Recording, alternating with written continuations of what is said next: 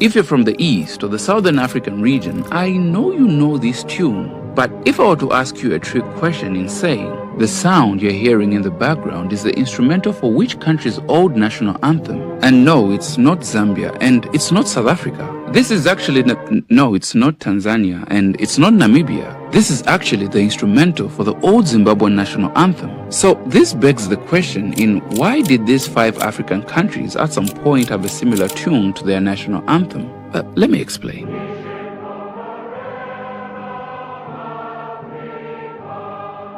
The melodies for these 5 national anthems were all different renditions of the song called Nkosi Sikelel' Africa, which means God Bless Africa, composed in the year of 1897 by Enoch Sontonga, a Methodist clergyman who was a choir master and school teacher, who was born in the Cape Colony in the present-day country of South Africa. He wrote the first verse and chorus of the hymn, which was originally intended to be a school anthem. The song was first sung in public at the ordination of Reverend Boemi, who was the first Tsonga Methodist minister. The song would go on to be very popular that the hymn was taken up by the choir of Olange High School, whose co-founder, John Langalibalele Dube, who served as the first president of the South African Native National Congress, the first African political party in South Africa, which later came to be known as the African National Congress. The song was sung at the closing meetings of the political party and became the official closing anthem of the African National Congress by 1925. Nkosi Sikelel' Africa was first recorded in 1923 and published in 1927. A poet by the name of Samuel Mukai wrote an additional 7th stanza of the hymn. In Xhosa, in the year of 1927, Nkosi Sikelel' Africa would later spread out to different regions of Southern and East Africa and became a symbol of Pan-Africanism and liberation,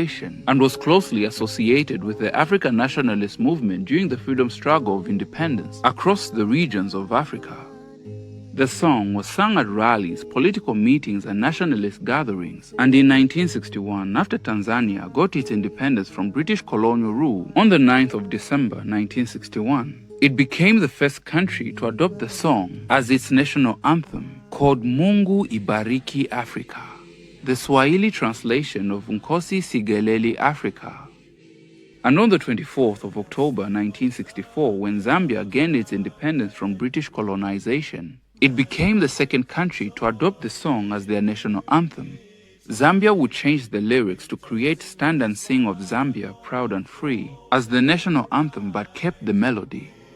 And when Zimbabwe got its independence on the 18th of April 1980, it became the 3rd country to adopt Nkosi Sikelel' Africa as its national anthem, translated to Shona, called Ishe Komborera Africa. And Namibia became the 4th country to use Nkosi Sikelel' Africa as an interim national anthem from their time of independence of 21st March 1990 to the December of 1991, when they changed to their official national anthem called Namibia, Land of the Brave.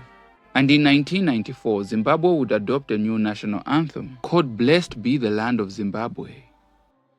And after their independence on the 27th of April 1994, South Africa became the 5th country to have adopted the song as their national anthem after the end of apartheid. President Nelson Mandela decreed that a verse of Nkosi Sikelel' Africa to be embraced as the joint national anthem of the new country of South Africa in 1994. And in 1997, a revised version of the anthem was adopted that added elements of die-step, the anthem inherited from the previous apartheid government, and in the very lands where Enoch Sontonga was born and sang of a blessed Africa. And that very song would be embraced as the national anthem of an independent South Africa. And today, the 3 countries of Tanzania, Zambia, and South Africa share the same melody of Nkosi Sikelel' Africa in their national anthem. This song is a testament of having one tune to different national anthems as a sign of solidarity between the African states that share a history of culture, freedom, and liberation, when Zambia and Tanzania provided refuge for the freedom fighters of Zimbabwe, South Africa, Namibia, Angola, and Mozambique during their respective fights for their country's independence.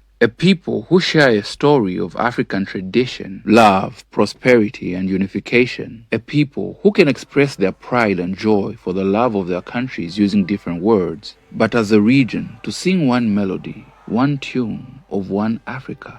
Today, Enoch Sontonga is seen as the national hero. And do you think that Nkosi Sikelel' Africa will become the continental national anthem after the unification of all African people? We're going to close by singing the African national anthem, Nkosi Sikelel' Africa. God bless Africa.